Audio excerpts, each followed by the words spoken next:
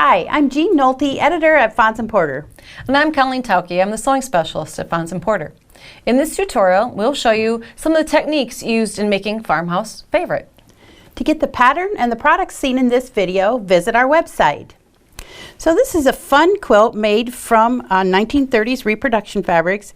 This would be a good beginner quilt. Yes, it would. It's made with 5-inch pre-cut squares and then some white background squares. So we're ready to get started. The first thing we're going to do is cut our 5-inch squares in half. And I'm going to stack up a couple. At first, when you're starting to cut, you may want to cut just 1 or 2 at a time, just till you feel comfortable with what you're doing. Then we get bold sometimes and we stack up 4 or 5 fabrics at once and cut through the whole sandwich. Yep. So, all right, I'm just going to take a regular ruler here. And, oops, it's not quite lined up. And then I'm going to just put it from corner to corner and cut these in half. The reason why you wouldn't want to make too thick of a stack is that you'll get a shift in the stack of fabrics, and you want them to be fairly precise, corner to corner.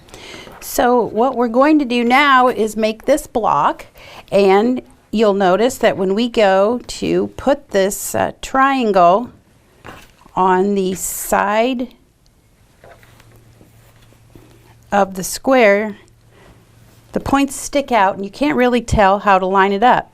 So we have a nifty little tool called a triangle trimmer, which we'll use, and in this case it's the blue one. It comes in a set of 2, blue and pink. So we're just going to line this up with the edge. So both edges of the trimmer are along the edges, and just cut off that little bit there. The nice part about these tools is they have little picture diagrams on them, so you'll know exactly which one you're going to be using, because the technique is the same as the little diagram on the blue tool. So now you'll see that those ends are squared off, and when I put it on this square, it lines up perfectly. So now we're going to sew that, and while you sew that, I'll cut the points off of a couple more. Sometimes we call these engineered corners, and it's a great thing to help us keep accuracy in our patchwork. Usually that's, if we have error, a lot of times it happens to come in our piecing. So this keeps the intersections just right. Okay. Cut thread. And here's one for the other side. So you're going to want to put those on opposite sides. Correct. The first 2. And there's usually one thing that everybody does when they're making this block, inevitably, even if you're a seasoned quilter, is you put on 2 sides and thinking, I can speed along and do the next step without pressing. Doesn't work so great. Because if you don't open these out to press, they would be locked in place by the next seam.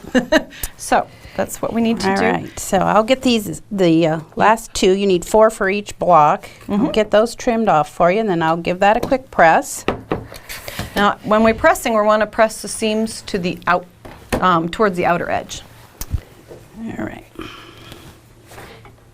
Set our seams first, warm up those fibers, then open them out.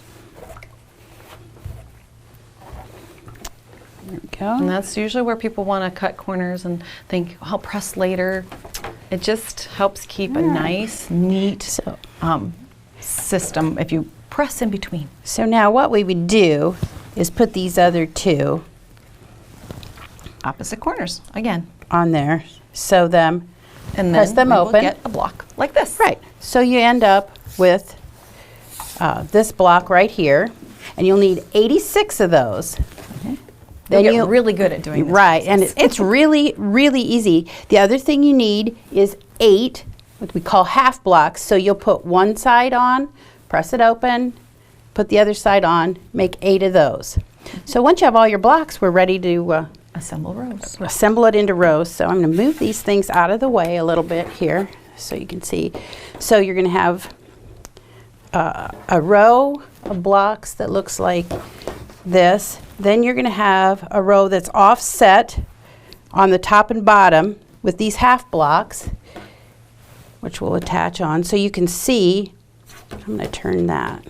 This is where you get to play with your colors because your stack of 5-inch blocks has an assortment of colors, and if you don't like 2 orange blocks next to each other, you can play with them a little and rotate it around. I'm kind of funny about that. So oops, that goes up here. So what you'll see is you'll have rows. There'll be vertical rows.